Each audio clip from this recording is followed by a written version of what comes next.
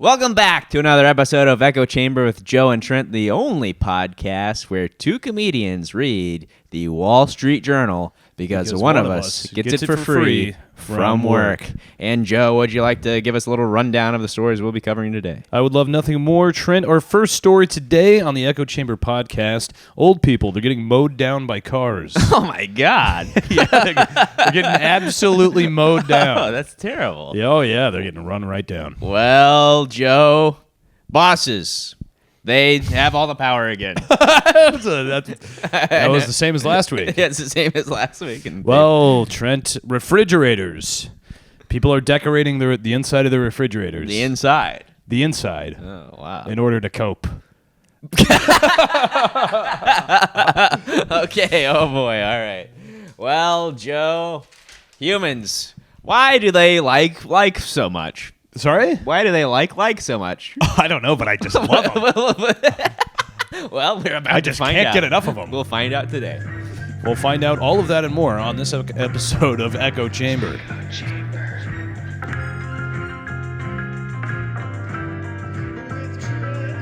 Well, Joe, what'd you do for Mother's Day?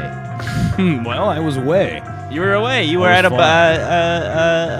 a wedding. I was at a wedding. Yeah. And but I bought her not flowers, but a painting of flowers. A painting of flowers. I Well, read that'll that last off. a lifetime. It'll last longer. It lasts way longer. It's only $16. Barring a house fire or something of that sort. Yeah. It should last forever. It should last forever. Yeah. I went down to the fucking UPS store to mail it off to her today. God, that Today? lady was You're a little swamped. I'm a little late. I'm a little late. They're also out of Mother's Day cards, so I bought a happy bar mitzvah card for my mom. That's pretty funny. I Yeah, like that. she'll get a kick out of it. She likes that. She doesn't give a shit. It's the thought that counts. Jesus. There's a dog fight outside. There's a bit of a dog fight happening. Jesus Christ! Oh, yeah, I almighty. can't afford the soundproof studio quite yet. Wow. But yeah, I take it all down to the UPS store, and the Yeah. lady working there is like fucking up to her fucking knees and shit. I mean, Oh, there's really? a line out the door. Really? No All- copy paper left. They're hanging on by a thread. all Trent. procrastinators. They're all sending Mother's Day things a day late, 2 days late, or whatever. What's going on out there? I don't know. It's really distracting. It's very distracting. It sounds like an explosion. It's a dog and child. I think a child got stabbed and a dog combusted, internally There's going to be combusted. blood out there, and they just vacuumed. They did just vacuum. This place is gonna be covered. Now, did you do anything for Mother's Day, Trent? Well, I called her, and I sent her an Outback Steakhouse gift card. Well, it is in Indiana. It is Indiana. That's like the nicest the fine restaurant. dining. That's fine dining. Yeah, in white Indiana. tablecloth and the White Outback steak. tablecloth, a bloomin' onion. Big Yeah. fucking beautiful bloomin' onion in the middle. Now, did you send her? Did you send her an onion to take herself there to bloom? Because we have tried this, and it turns out that you can bring your own onion. Yeah. For them to bloom. I know. You got your friend of the show, Justin. Welcome Justin anytime. Mellon, funny guy. Welcome anytime. Yeah, he prank called an Outback Steakhouse in Brooklyn, I think, or There was Long one Island. in New Jersey. New Jersey. And he asked if he could bring his own onion to bloom. And the first one said no. He called another one. Yeah. And the guy thought for a second, and he goes, I mean, I don't see why not. He goes, you bring it in. You mentioned I said we talked on the phone. I'll bring it back there. We'll bloom it. That absolutely ruled. Yeah, it was awesome. He goes, you know what, man? We'll bloom anything you want. Anything you want to bloom, you bring it in. You can think of, we'll bloom it. And he was like, he was blown away. He was like, wow, thank you, man. That means the world. And he's like, you know what? It's why I do this. To put smiles on faces like yours. Yeah, exactly. So no, I bring in didn't- an onion to Yeah. an Outback Steakhouse. Tell them that you spoke to a manager on the phone. Yeah. And they, in theory, will bloom They that have to do onion. it. They have to do. I think they charge you the same rate, of course. So Yeah. you are going to be out on the onion a little bit. But Right. if you have your own onion, you could take it there to bloom. So, well, that's exciting. Maybe she'll do that. She's got a nice. Yeah, maybe. Yeah, Nice maybe gift I card. should have sent her an onion to bloom, but I didn't. But I sent her a gift card, and I did it online, and so it sent her a text, and I had it. I go send it on Mother's Day, and it sent it at midnight. So she was awoken from her slumber from a text. We're just a few years off from the AI learning models to kind of finesse that. Yeah, wake her up in the dead of night with the Outback Steakhouse gift card. She thinks there's an emergency. She thinks you're in prison or dead. Yeah. No. It just says you're the best blooming mom there is. The best blooming mom there is. I can't do an Australian accent. Yeah. But, so here's the other thing. Your mom, how old is she? Well, I don't want to tell you wouldn't want to reveal her age, but not on this podcast. We don't do that on this podcast. But I would guess that she might have trouble, if she's anything like my mother, she might have trouble using a text message gift card. She just hands the server her phone, That's what my mom would probably do. Yeah, I think that's what. Well, I've done it 4 years in a row now, so hopefully she'll. She just doesn't even know it's a gift card. She's just like, thanks, honey, I don't know what this is. But. No, she knows. She's a little more with it, apparently, than your mother. Joan is out of it. My mom can beat your mom up. That's what.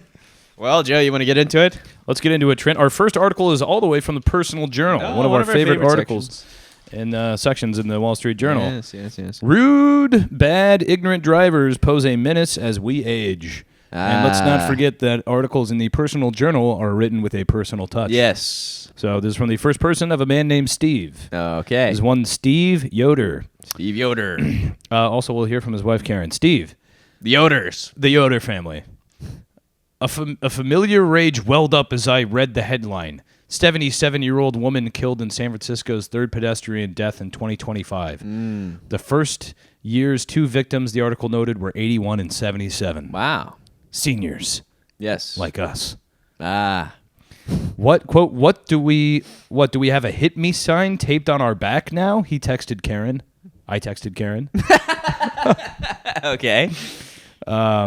We grow more. He's worried. He's worried. Now you really, maybe this is ageism in the media, and I'd hate to say that. I'd hate to put that on anybody, but not somebody like the media. No, yes, infallible, I say. But you never really hear of old people getting hit by cars. They don't make a big fuss about it, but when a young child, maybe after school. Oh, yeah. When an old guy gets... I'm surprised there was even a headline at all for him to have seen that. Surprised it even makes the paper. Yeah, and I think that's what his gripe is. Yes. That they're just... People run over old people and they're like, you don't even do time for that. No. They go, the judge is like, yeah, he's in the way. Clearly. Yeah. We grew more alert to traffic violence years ago.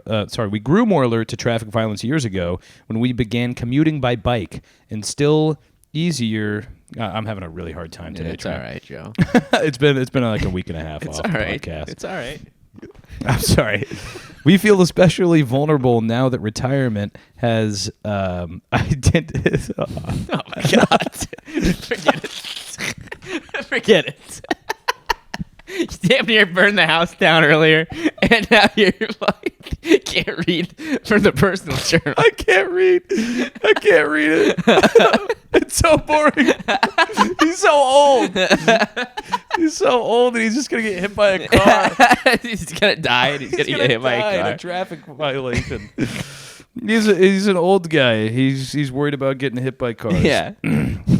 Errant drivers seem to give no quarter to age. Last year, as we stepped towards the walk signal in front of our house, a driver speeding toward us turned into our path, braking only after we leapt back and shouted. He rolled down his window, quote, "Mistakes happen," he said. Wow. "Mistakes happen," I bellowed. "You could have killed us." I got hit by a car. Asshole, he said. He said. Asshole. Yeah. Have you ever been hit by a car, Joe? No. You were hit by a car? Yes, me and my ex-girlfriend were hit by a car in New York City. Oh, the lore thickens, as the kids say. Yes, on the Upper West Side, outside of Fred's Bar and Grill. And that's a plug. It's a good restaurant. Yeah, go ahead and plug that. These people, a lady was turning. We had the walk. We had the little white man walking sign, and the white man. They the call white him. man, the white man, the little white man. I say, and this lady was turning making a left turn, and she ran right into us, and I jumped up on the hood. And you jumped out of the way in time. I jumped up on the hood, and my ex-girlfriend sort of... She was mowed down. She was mowed down. No, it wasn't going super fast, luckily. But I jumped up on the hood, and then I got down. And I go, "What the fuck are you doing, you fucking retard?" Did you say that word for word? I absolutely said that word for word. And I flipped them off. And in the heat of the moment. Words come out. Some rage come out. Rage comes out. You find out a little bit about yourself. You do. And I knew it was it's been boiling for years, and I don't let it out. Boiling over, yeah. Yeah, so... And now, wait, did your girlfriend at the time, did she get hit by the car or not? She did. She got more hit than I was, yes. Did she have, like, lasting soreness? That's why it didn't work out. No, I don't think so. But she couldn't sleep on that side of the bed facing you, so she had to sleep away from you. Yeah. And then a rift began. Yes, a rift began. Bit of a rift. Yes, a bit of a rift, and you could cut it with a car crash induced rift. Yes. No. But we walked to the other sidewalk to see if we were both okay. Of course, I was, and she was fine too. A little shaken up, I guess. But then they got out of the car. And they offered us money, and I foolishly did not accept. How much money did they offer? They didn't offer. They could I give you money or anything, and I go, no, it's all right. Now there's no Which part of you. I regret to my. There's no part of you that wanted to get their information and perhaps press charges and sue them. Well, looking back, were you in the street or not? I was in the street, but we had the little white guy, as I said. Oh, so you had the little white guy. So they were in the wrong, obviously. Now, yeah, I mean, I guess I could have, but neither of us were like injured at all. We didn't have any visible injuries. Oh, but Trent, there's always someone to sue. I know. and it doesn't come out of their pocket; it comes from the insurance company. I know. So you always want to call your lawyer if anyone, even a tap, even a love tap. I know. You're sore every night. You tell them. Yeah. I can't get to sleep. Yeah. There's always someone to sue. Yeah, and it's emotional damage too because it caused a rift between. It caused the rift. Caused a rift between me and my girlfriend. That led to your demise. Yeah. Now the little white guy. It's a little white guy, and then there's the red hand, obviously for the Native American. But there's no representation for any other race in the crosswalk. That's true. Yeah, it's strange. That's true. I guess there's the red, yellow, green with the lights. Right, you're right. Red people, green people, and yellow people. Yes. Yeah, leprechauns, Asians, and more. Yes, the others. Yes. But Anyway. But anyway, nobody cared. We were probably 28 at the time. Nobody gave a fuck about us getting hit by a car. So why does this guy think he's any better? Well, they've got nothing going on. They're retired. That's true. So they hear about one old guy getting mowed down by a car, and then he's got to write an article in the Personal Journal for it. Yeah, he's worried about it. He writes an article. I fucking have a silent dinner at an Italian restaurant that we were at. Yeah, I mean, my patience, my sympathy is rather limited for these people because it's like, there's a percentage that I didn't even, because I couldn't read earlier. Yes. But he said people 65 and older were 18% of San Francisco's population, but 50% of pedestrian deaths in 2023. That's a pretty big differential. That is a big difference. Yeah. But he's not taking into consideration the fact that old people are, a lot of them, senile and don't know where they're going and are walking and biking when they don't have the right of way. Even though I'm sure this guy is. Yes. But he's, well, God forbid I don't think Steve Yoder. He's basically saying that cars are going after old people. Yes, there's the fucking that can't be it. He put a hit out. yeah. Is what they're making it sound like. Yeah, you're right. So I'd be interested to see where the ages. You would assume very young kids would be up there as well. Yeah, but the thing is, they're not out in the street anymore because they're not allowed to have a life or a childhood the goddamn anymore. Switch too. They have to sit home with an iPad and watch Mr. Beast. play Minecraft and you're right. And maybe a little bit of Roblox. Yes, perhaps. right. That's right. But the great outdoors is strictly forbidden. That's true. And no one can have a childhood anymore. That's true. You're right. I forgot about that. Well, then his wife Karen talks. Her name's Karen, obviously. No fucking shit. And she almost got hit by a car as well. So. Yeah, well, join the fucking club, buddy. There's really not much more to that. So. All right. Well, old people, they're getting mowed down in the streets. If you see one, watch out. Steer clear. Steer clear. Well, Joe, this is from the Wall Street Journal. Headline: Bosses talk tough with staff amid power shift. As if the power is shifting from anywhere to anywhere else. Yes, and I feel like every 3 months we read a story about this where it says the bosses, they took it back. They took it all back. The boss is they back. have all the power. Oh, yeah. I don't know why. It's almost like they're pushing this story. Yes. It's almost like the bosses at the Wall Street Journal Yes. are trying to send a message to their underlings. Right. And now this is written by Chip Cutter. I believe we've read an article from Chip Cutter before. It sounds familiar, yes. Yeah. Corporate America's long-running war for talent sounds more like a war on the talent these days. Not long ago, bosses routinely praised workers as their most prized asset, so much that some hoarded new hires before having enough for them to do. Today, with a giant question mark hanging over the economy, executives are pulling no punches and saying employees need to work harder, complain less, and be glad they still have jobs. Shut up and eat shit. Yes, bend over, eat shit. Quote, work-life balance is your problem. Emma Greedy said, co-founder of the shapewear company Skims and CEO of clothing label Good American. What was his name? It's a lady. What was her name? Emma Greedy. Her name's Emma Greedy? Yeah. This is a joke. I mean, you couldn't even make this up. Emma Greedy would be like bad writing. Emma Greedy. Too obvious. And That's your problem. right, and she runs a company called Skims, which Skims and Good You American. can only imagine what they're doing to the consumer. and she's the CEO of clothing company Good American. Yeah, right. So a Good American, we know, bends over and eats shit. After recently cutting more than 1,000 jobs, Starbucks CEO and friend of the show, Brian Nichol, said remaining corporate staff needed to step it up and, quote, own whether or not this place grows.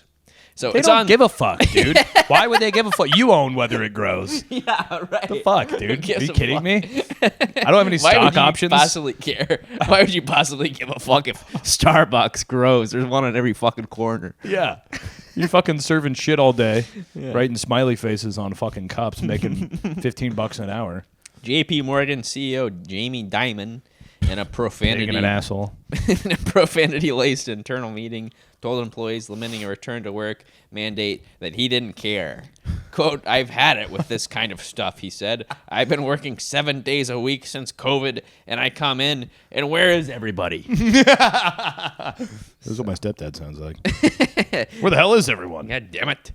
The shift in tone marks a shift in power now that companies are shrinking their white-collar staff. With jobs harder to find, many workers are seeing perks disappear and their grievances ignored. The latest episode happened at a contentious all-hands at Uber last month. The company had just changed the requirements to get a month-long paid sabbatical to 8 years of working at the ride-hail giant from 5 years. A decision to require people to work at least 3 instead of 2 days in the office also drew complaints. CEO Dara Khosrowshahi suggested those unhappy with the changes deal with it. Deal with it. By the way, Uber has not made a profit. Never made a dollar. In the history of the company. It cost a fortune and they can't make a dollar. They can't figure it out. Yeah. They can't figure it out. Quote, we recognize some of these changes are going to be unpopular, he said in comments originally reported by CNBC. But he doesn't care. No, this is a risk we decided to take. No more Mr. Nice Guy, Trent. No more Mr. Nice Guy from Dara Khosrowshahi. How much more license do bosses have to talk tough to staff? Take the outrage in 2023 when the head of furniture company Miller Knoll told staffers worried about bonuses to, quote, leave Pity City. Oh, that comment good one. Made in a video call. Anything that rhymes it stinks. Stinks. It's got no edge. Nope. That comment made in a video call immediately went viral, sparking days of headlines and worker backlash. CEO Andy Owen quickly apologized and said her comments so sorry. were insensitive. I have learned from this. Workers like Donnie Donselman. All these names are bullshit name. Made up. Made up name. Emma Greedy and Donnie Donselman. Donnie Donselman. Fucking AI made Something this tells shit me he's not moving up the company ladder. Workers like Donnie Donselman, who recently worked for a technology services firm, can sense the new power dynamic. As he applies for new tech jobs, the 47-year-old has noticed that many companies now want applicants to do so many tasks, a position is essentially 3 jobs in one. They want it all, he said. In his job search, he tries to suss out the culture of a company because he has noticed the tough talk language from CEOs and finds it worrisome. Quote, all you're doing is putting fear in people. Good. And you're not going to get good results from that, said Donselman, who lives near Lexington, Kentucky. Fear is power. I did a show in Lexington, Kentucky in a drive-through liquor store one time. Oh, wow. How'd that go? Not good. I don't think a lot of good things happen in Lexington. No, you could hear, it was inside, but then you could hear people going through the drive-through liquor store yelling their order. It didn't really lend itself to my soft-spoken brand of comedy. Yeah. President Trump and his billionaire advisor Elon Musk have helped set the more aggressive tone in their bid to slash the federal workforce. Quote, everybody's replaceable, as Trump put it shortly after the inauguration. Everyone but him. Advances in generative AI also play a role. Shopify CEO, whatever bullshit company, Toby Lutke recently told employees that the e-commerce company won't make new hires unless managers can prove AI isn't capable of doing the job. Jesus. Bone chilling. Yeah, other business leaders You're telling me a company like Shopify? Yeah, Shopify. You think you know a company. You think you know a company? I've heard nothing but good things about Shopify. Shopify, it's great place to work. Yeah. Other business leaders are warning their staff to adopt more AI or else. Or else? That's what it says. AI or else. Adopt more AI. Adopt it. Or else. Or else it's your ass. Or else AI is going to adopt you. Did you see that robot that went crazy? I think so, China or whatever. Yeah, it freaked out. Went into Absolute freak. Went into an absolute freak. That's absolutely freak. He started fucking beating the shit out of the guy. Yeah. And they all ran away in fear. Yeah. And that's something to think about. Well, there's always going to be outliers. Yeah, you're right. There's always going to be outliers. Maybe somebody going postal, but for the most part, right? Yes, robots are they're a good thing. Yeah, you're right. We didn't shut down the entire post office when somebody went postal. Employees will someday have their moment in the sun again, says Charles A. O'Reilly, a professor of management at Stanford. No, it's done. It's done. We're done. AI is here. It's over. The sun is set. The sun is totally set. Quote, when the market turns around and job opportunities are plentiful, then CEOs will start to talk more about how important employees are, and employees will take advantage of it, he said. And that will only happen if the fucking entire electrical grid shuts down. For now, though, no shit. Some executives say fewer, not more corporate staff will help them run more efficiently. On Thursday, Match Group, our favorite group, which runs dating apps Hinge and Tinder. Great company. The latest company to say it planned to thin. Hasn't debilitated an entire generation at all. Its managerial ranks and sweeping layoffs. About 1 in 5 managers will be cut. Shot in the head. And Match's CEO Spencer Rascoff told investors the company is stepping up efforts to cut costs and rewire the organization to focus on its products. Quote, we lit a fire under the team here. Give me a break. Rascoff said. Yeah, right. Tinder lit a fire. Tinder lit a little fire. Can you believe it? They struck a match. Well, I wish them all the worst of luck. I hope all of those companies go out of business. They should shut the whole fucking thing down. Rotten piss. Our next story, Trent, is from the Wall Street Journal. Oh. The fridge obsession is a recipe for discontent. What the fuck is this possibly even mean? Rat and baskets, framed photos and lights. Bastards. Rat and bastards, framed photos and lights. How do you ever find the milk? Good God almighty. Well, Trent, when Susan Wolf's partner went away for a week last November, she knew exactly what to do with her alone time. Decorate the inside of her fucking fridge. Yeah. Oh my God. It started with emptying the contents. Fucking grab the gun. Leave for 2 weeks, she loses her goddamn fucking mind. Yeah, then your fucking Just a psychotic break. henpecked husband's got to come home. He opens up the fridge. He goes, no, he's got to pretend, oh, yeah, no, it looks great, honey. It looks great. And he has to rage fuck her. Can't find the fucking milk. Well, it started with emptying the contents of the refrigerator, followed with a deep clean. Yeah. Then came that's good. They should have so stopped far. there. Yes, yeah. And then came the staging. Mustard, soy sauce, and other condiments Mustard. were artfully repackaged in stylish containers. Baby carrots were submerged in water, arranged in a decorative container, and given pride of the place on the top shelf. Small pumpkins were scattered here and there. Small pumpkins for decoration. Several hours and several well-placed vegetables later, Wolf had completed her first fridge-scape. Oh, my God. I'll never forget my first fridge-scape. Yeah. Unfortunately, the fridge didn't fucking top. You know, Jeff Dahmer had a bit of a fridge-scape himself. Yeah, he did, yeah.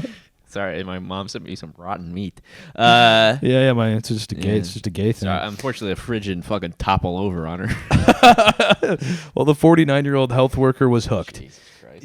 Even as she carefully navigated her design to actually eat, she looked at the display under the glow of the refrigerator light, wondering when she might again have the chance to beautify her chilled goods and beverages. Reality intruded when her partner Andre Johnson's trip ended. It lasted about 10 minutes from his getting home, Wolf said, of her fridge-scape. Fridge-scaping took the internet by storm last year. Just another thing that took the internet by storm. Everything took the internet by storm, and somehow I never heard of it. You have to be fucking out of your mind to do it. Now more households are sprucing up the humble insides of their refrigerators, feeding the desire to make every nook and cranny of their homes whimsical, and for some reason... take a fucking photo of it and put it on Instagram. Yeah, that's what that's all. That's all we do. Provide temporary escape from the current economic and political uncertainties. It's creating as much domestic frustration as delight. Jesus. Quote, we don't really know what's coming, said Wolf. Manicuring the contents of her fridge. So fucking put on Love is Blind and shut the fuck up. Is a fun way to spend a few hours. I mean, look how broken people are. Look how broken people are. They're so scared from the world that they're doing fridge-scapes. Fridge-scape. I know, Joe. It's not meant to last. It's the one thing you can't scape. No. I mean, yes, decorate the outside. We'll put some magnets on it. Not enough. No. The one downside is leaving the door open too much to look at my pretty work, she said. Yes. There's the spoil. It'll spoil. What's that? Yeah, it'll spoil. Yeah. Well, see, Trent, there's two types of fridge scapers. I don't know if you knew that. Yeah, I didn't know there was one type. There is the casual stylist who spends few hours jazzing up the inside of the refrigerator, decanting yogurt and jams into glass containers, and placing fruit and veggies in bowls and vases. Then there are decorators who have made it a social media art form. Rotten baskets line their chili shelves, framed photos perched next to cheese and milk. They use twinkle lights. They choose a theme. Popular fridge-scaper... Popular fridge-scaper Lindsay Judish. By the way, how do you think Lindsay's spelled? Lynzi. Lindsay Judish has done fridge interiors. Judas, more like it. Inspired by The Great Gatsby, Bridgerton. Gatsby. The Great Gatsby, Bridgerton, and The Winter Solstice. The Winter Solstice. One Reddit user last year lamented the fact that their spouse had taken to fridge-scaping. The frustrated poster wrote that flowers, fancy baskets, and jars were taking over at the expense of easy access to food, and adjusting the decor to grab leftovers was creating strain in the household. Quote, am I the asshole for telling my wife I hate her fridge-scaping? No. The Redditor posted question. That was his question. Yeah. Thousands of others weighed in with both support and criticism. Some say outfitting the inside of a fridge represents consumerism on overdrive and is something only people with the luxury of time and money can and want to do. Others wonder if arranging food items in ornate containers with no covering speeds up the spoiling process. Maybe. Fridge-scapers counter that. But also, who gives a fuck? Yeah, that's true. That's true. Well, fridge-scapers say, nah. Matt, could you imagine coming home and your lady says, Darling, Check out the fridge. I've decorated it like the Great Gatsby. She says, darling, I'm on my menstrual cycle, and for that reason, there will be no sex for the rest of the week. Additionally, if you look into the fridge, you will notice. Yes, the way the eggs are arranged may remind you of the Great Gatsby. May remind you of the Grapes of Wrath. Yeah, so this is sort of the Lost Generation themed. and what a lost generation we are. A bit of a Hemingway in Paris. And what a lost generation we are. Wow. Yeah, no, couldn't imagine it. Couldn't imagine doing a fridgescape. I mean, I'm sure it looks cool, but the moment I have to get a piece of bologna out of the fridge, I'm throwing everything out of my fucking way. And tossing pumpkins over my shoulder to get whatever I need out of that fridge. Yeah. Find something else to escape. They would hate. I don't want to tell tales out of school, Joe, but we used to live together.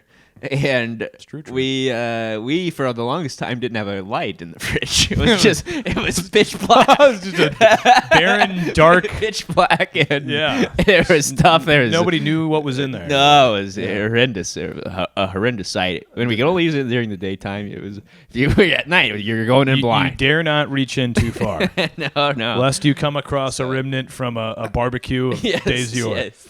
Yeah. So, well, was that it? I mean, there's more, but, Yeah. Fridgescaping. Fridgescaping has taken the internet by storm. Well, speaking of something else that's taken the internet by storm, the like button. The like button. Yes. A new feature to Facebook and many other social media platforms. Remember, you don't really hear anybody talk about it now because it's sort of what it's become. But for a while, there was a popular thing where people would go, why isn't there a dislike button? Yeah. And now that's all the internet is just the most negative things you and could ever then possibly and then they think quickly of. realized it's in the comments, of course. Yes, it's in the comments, of That's course. the dislike yes. button. I'll write my diatribe. Yes. Humans, this is from the review section of the Wall Street Journal, which is only in there sometimes. Humans evolved to like likes. The thumbs up icon became the most used feature on social media by tapping into our deepest psychological instincts. And there's a little monkey there. And there's a monkey next to the guy. And a human and a like. The monkey looks smarter than the man. Yes. And statistically speaking, you've probably already pressed a like button several times today. I know I have. Me too, Joe. That's all I do. I fire off likes from dawn till dusk. You get a like. You get a like. And you get a like. But I don't give everyone likes, yes. Trent. No, not everyone. Only people I deem really cool. If you're under 20 years old, even more. Perhaps you recently posted on Instagram or Facebook and have been eagerly checking as the like count rises on your phone. Yeah, I'm sure someone under 20 has been on Facebook posting. Each new like accompanied by a buzz in your pocket and a flutter in your heart. I know you get a flutter in your heart anytime you get something goes viral on TikTok. Big flutter. Yes. I go, I've done it again.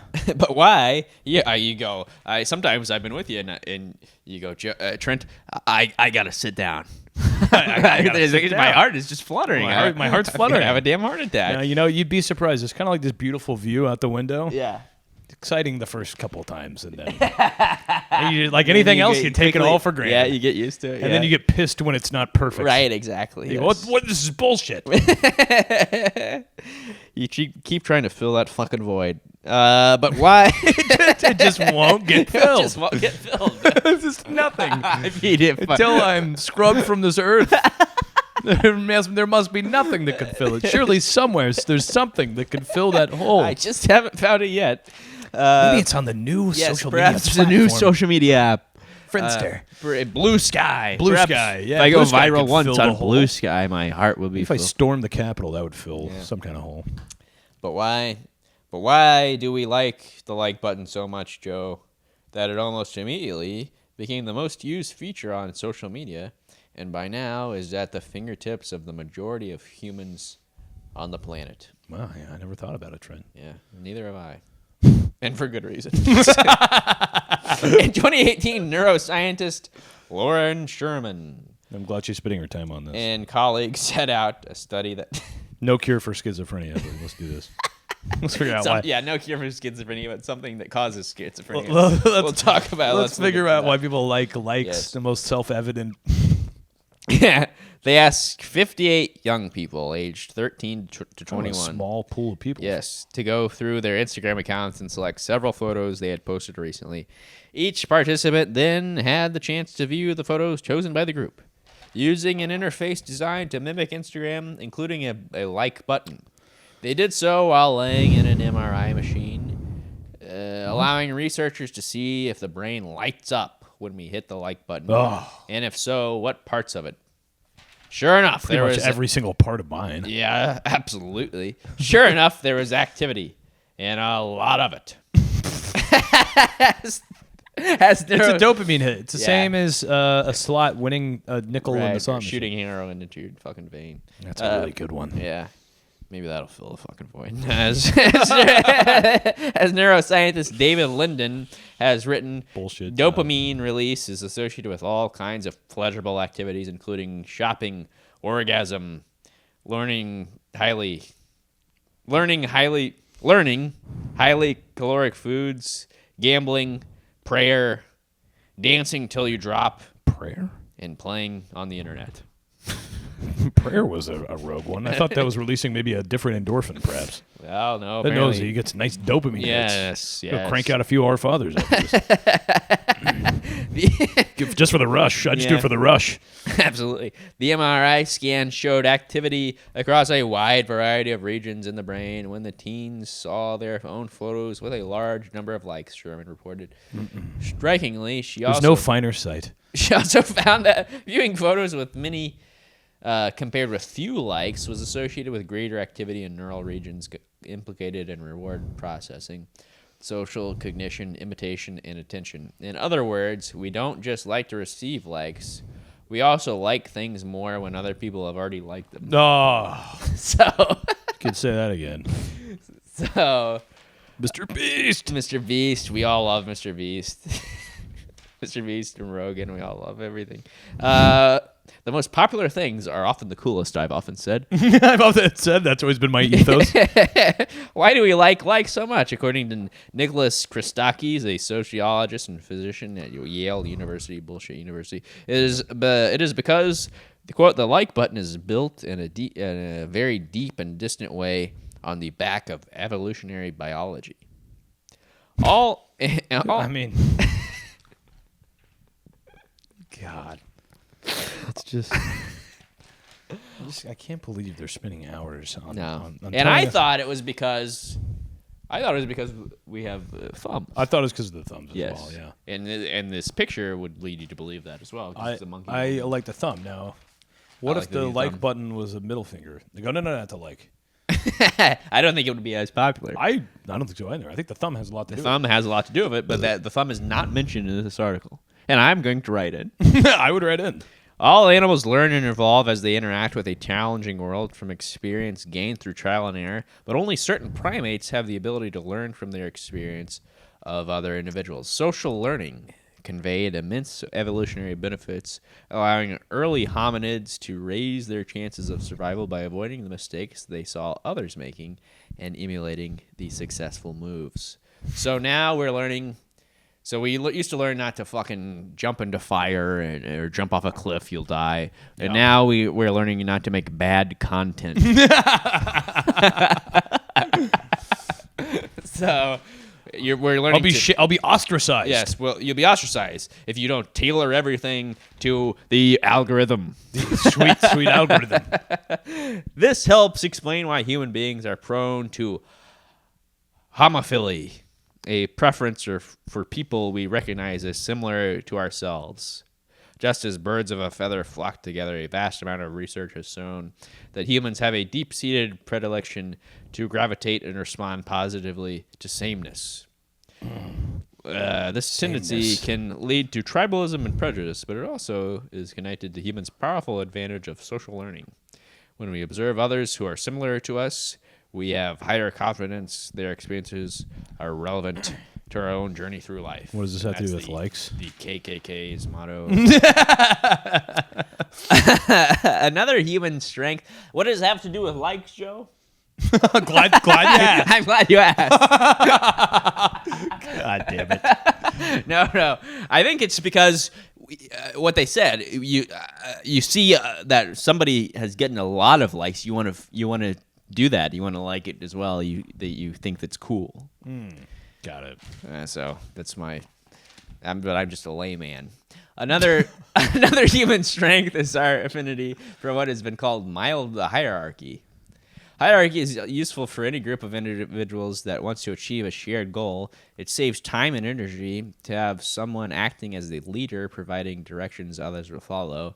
In the animal kingdom, leaders achieve their preeminent positions by force and maintain them by threats of violence. The walrus that aspires to be head of the group must take on all comers, and better yet, dissuade any pretenders to the throne with memorable shows of force. By contrast, human social sorting is based on who is perceived by others as the group member from which they learn the most, which I actually don't agree with. I don't think I agree with that. Yeah, the most. No, it's nothing to do with it. It's the walrus. Yeah, it's fully the walrus. It's fully the walrus. That's exactly. I thought they were actually talking about humans. Yeah, it's all the walrus. That's literally just described the first story you read. Yeah. With the bosses. The bosses and our current leader, our current commander in chief. Who they learn the most from. No. Bullshit. If we categorize by people who we learn the most from, fucking Carl Sagan would have been president. Yeah. So this whole article's fucking bullshit.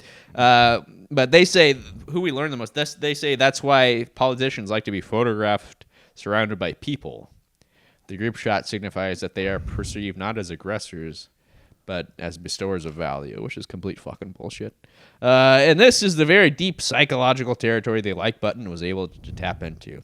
To check your posts and see that some likes have accumulated causes a little frisson of delight. To bestow a like on someone else's post, knowing it will matter to them, sends a tiny feel-good surge through the nervous system as well.